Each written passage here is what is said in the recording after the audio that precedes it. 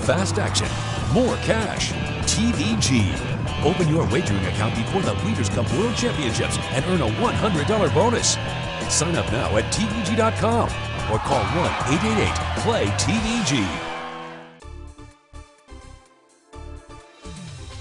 Hey everybody, it's Travis from Horse Racing Nation. Today we're going to super screen the 2011 Breeders' Cup Ladies Classic, the Friday highlight on this year's Breeders' Cup. So first off, what is the super screener? Well, it's the analysis of more than 40 variables and 1,500 horses who started in the Breeders' Cup over the past 10 years, and it allows us to develop a criteria for each race to help narrow down the field and toss vulnerable favorites and identify live long shots. So what are we looking at for the Breeders' Cup Ladies Classic, the third of 10 rules? Much like in the Classic, larger fields tend to yield honest to fast paces, which means we can expect a fairly and honestly run race.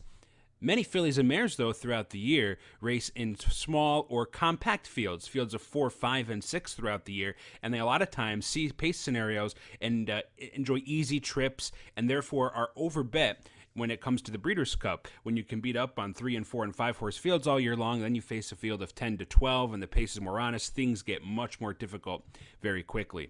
Here's the interesting statistics we found for the Ladies Classic. 10 of the last 11 winners earned a 100 brisnet speed figure in at least one of their final 2 preps, and 7 of 11 of those winners did it in both of their final 2 preps. Last year, for example, Unrivaled Belle earned a 105 and a 104 in her final 2 preps and still managed to pay a juicy $17 to win.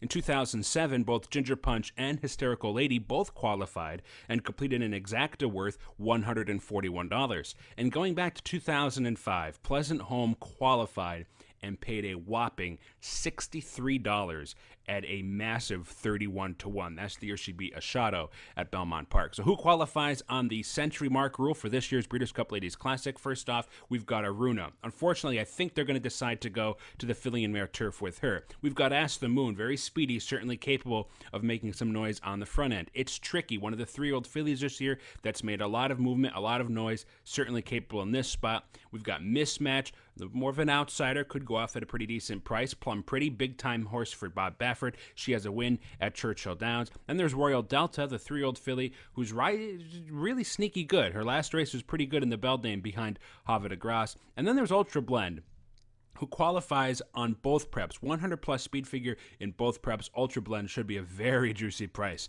come post time for the Breeders' Cup Ladies Classic. Of course, you got to narrow down this field and all 15 fields for the Breeders' Cup. Go to superscreener.com to get your copy of the complete 2011 Breeders' Cup Super Screener. Good luck.